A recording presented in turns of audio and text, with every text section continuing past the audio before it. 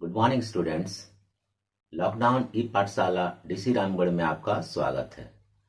Class 7 के विज्ञान के पाठ श्वसन को हमने पिछली कक्षा में पढ़ा था। उसमें हमने श्वासोच्छ्वास, जिसमें सांस का अंदर लेना, प्रश्वास सांस का बाहर छोड़ना, उच्छ्वास गैसों का परिवहन तथा अंतःश्वसन के बारे में विस्तार पूर्वक जाना। आज की इस कक्षा में हम हमारे फेफड़ों में होने वाले प्रसार को एक मॉडल से तथा विभिन्न जंतुओं में कैसे श्वसन की क्रिया होती है उसे विस्तार पूर्वक जानेंगे।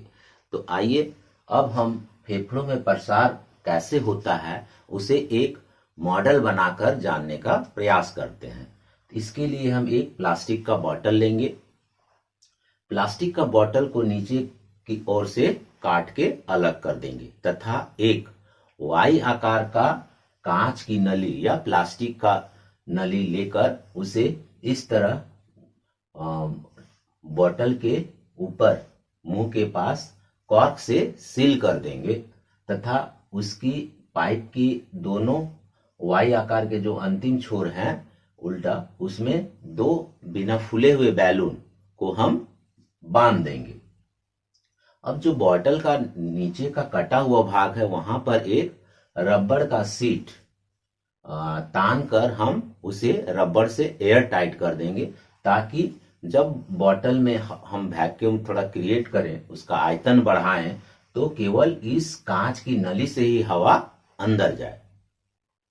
इस तरह करने के बाद ये जो रबड़ का सीट है ये हमारा डायफ्राम को बताएगा। हमारे जो फेफड़े हैं उसके आधार में जो डायफ्राम होता है उसके गति को बताएगा। जब हम इस रबड़ सीट को खींचेंगे नीचे की ओर तो इसका आयतन बढ़ जाएगा और हम देखेंगे कि ये दोनों बैलून फूल जाते हैं। और जब इसे हम इस रबड़ सीट को अंदर की ओर धकेलेंगे तो देखेंगे दोनों बैलून सिकुड़ जाते हैं। हमारा फेफड़ा भी ऐसे ही प्रसार करता है। जब हम सांस अंदर की ओर लेते हैं यानी प्रश्वास करते हैं तो हमारी पसलियां ऊपर की ओर और तथा बाहर की ओर गति करती हैं और डायफ्राम नीचे की ओर गति करता है, जिस कारण हमारा वक्ष गुहा का आयतन बढ़ जाता है और ऑक्सीजन युक्त हवा वायुमंडल से हमारे फेफड़ों में आ जाती है। तथा जब हम सांस छोड़ते हैं यानी उच्छ्वास के दौरान क्या होता है, हमारी पसलियां नीचे की ओर तथा अंदर की ओर गति करती तथा डायफ्राम ऊपर की ओर गति करता है, जिस कारण वक्ष गुहा का आयतन घट जाता है और जो कार्बन डाइऑक्साइड मिश्रित हवा रहती है फेफड़े में वो बाहर वायुमंडल में धकेल दी जाती है। अब इस प्रसार मॉडल को समझने के बाद हम अन्य जीव जंतु, जैसे हमने देखा कि मानव में तो फेफड़े होते हैं, उसी प्रकार अन्य जानवर जैसे गाय, भैंस, बकरी, घोड़ा, ये सब में भी फेफड़ों के द्वारा ही श्वसन की क्रिया होती है। परंतु कुछ ऐसे जीव जंतु हैं जिनमें फेफड़े नहीं होते, तो वो कैसे श्वसन की क्रिया करते हैं, आइए उनके बारे में हम जानते हैं। अन्य जीव जंतुओं में श्वसन, केंचुआ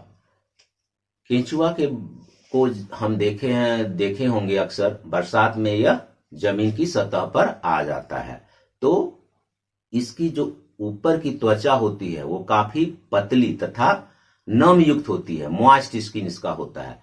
इस कारण ये आसानी से वातावरण के ऑक्सीजन को अंदर अवशोषित कर लेता है तथा कार्बन डाइऑक्साइड वातावरण में मुक्त कर देता है। तो इस तरह केंचुआ क्या करता है, केंचुए में गैसों का विनिमय उसकी नम त्वचा के द्वारा होती है, उसके मॉइस्ट स्किन के द्वारा ही इसमें गैसों का आदान प्रदान होता है, उसे फेफड़े की आवश्यकता नहीं पड़ती। मेढक ऐसा जीव है जिसको हम वो स्थल में भी रहता है और जल में भी रहता है। स्थल में जब वो मेढक रहता है तो वो फेफड़े के द्वारा श्वसन की क्रिया करता है तथा जब जल में रहता है तो वो अपनी त्वचा, उसकी जो लसलसी त्वचा होती है उसके द्वारा वो श्वसन की क्रिया करता है। तो इस तरह हम देखते हैं कि उसमें दो श्वसन तंत्र होते हैं, एक त्वचा हो गया और दूसरा उसके फेफड़े। जब स्थल में रहेगा तो फेफड़े से वो श्वसन की क्रिया करता है, तथा जब जल में रहता है तो वो अपनी त्वचा के द्वारा श्वसन की क्रिया करता है। मेढक स्थल में फेफड़ों द्वारा एवं जल के अंदर ये त्वचा द्वारा श्वसन करते हैं। तिलचट्टा, तिलचट्टा में अनेक छोटे छोटे छिद्र होते हैं जिसे हम श्वास रंध्र कहते हैं, स्पैरिकल्स, और उसमें नालों का एक अंदर में जाल भी बिछा हुआ रहता है जिसे हम श्वास नाल कहते हैं। तो श्वास रंध्र के द्वारा ऑक्सीजन युक्त हवा अंदर जाती है तथा श्वास नाल से होते हुए सीधे कोशिका में पहुंच जाती है तथा कार्बन डाइऑक्साइड भी उसी रास्ते मुक्त होता है।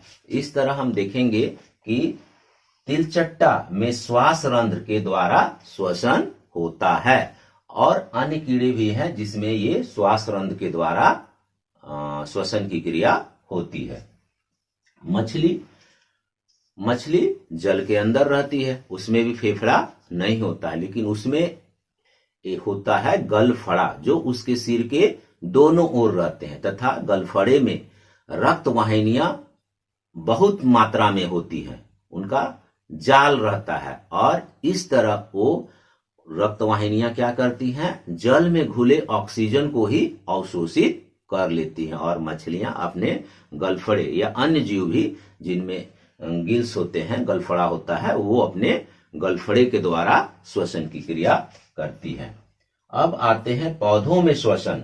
तो क्या पौधे भी श्वास लेते हैं? हाँ बिल्कुल, हमारी तरह ही पौधे भी श्वास लेते हैं, और वो श्वास में हमारी तरह ही ऑक्सीजन लेते हैं।